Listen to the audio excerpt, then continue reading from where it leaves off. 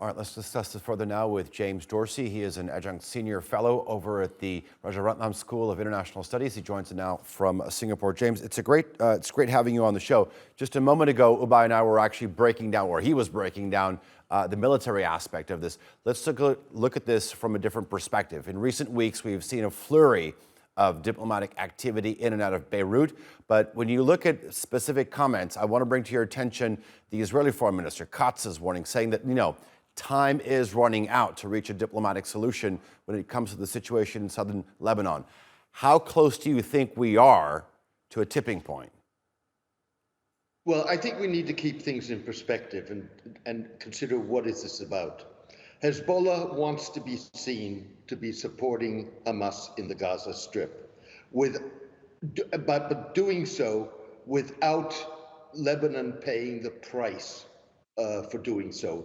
Israel needs to respond to Hezbollah, but like Hezbollah, does not want an all-out conflict. What we've seen over the last 24 hours is just as this drags on for 4 months, it's becoming increasingly difficult to keep this calibrated and contained. What changed yesterday was that the largest number of civilians, Hezbollah civilians, since the beginning of the war were killed in Israeli strikes. This is the second time, to the best of my knowledge, that Hezbollah has been able to strike at the northern Israeli military command in Sfat in northern Israel. As Nasrallah, the head of Hezbollah, has vowed that if civilians would be killed in these exchanges, then Hezbollah would have to respond. So that's what we're waiting right now. And Hezbollah will have to carefully calibrate its response so as not to escalate the war. Now, what Israel wants as a solution is that Hezbollah withdraws some 30 kilometers north of the Israeli border beyond the Litani River.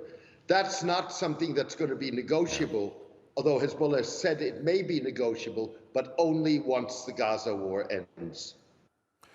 James, when you look at the specifically the conflict in Gaza, you have many countries, not only within the region, but also on the international stage, who are really putting a strong effort in terms of negotiating between the two sides. Qatar, Egypt, United States, Turkey to some degree. When it comes to the potential conflict on the northern front, on the border between Israel and Lebanon, there isn't that much of a unified effort to bring a diplomatic solution. We see the French playing a big role. Perhaps they're playing solo too much in this. Do you feel that this could actually make any effect on how it plays out? I think there's a difference between the front on the Lebanese front and the front in Gaza. And the difference is that essentially Hezbollah and Israel agree. They agree, let's exchange fire, but let's keep this controlled. Let's not let this spin out of control.